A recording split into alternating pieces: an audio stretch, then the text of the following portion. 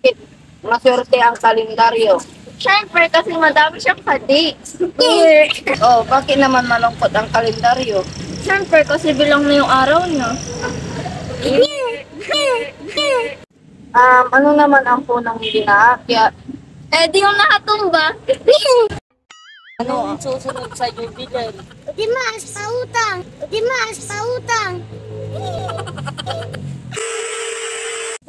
Ada, bakit? Ada.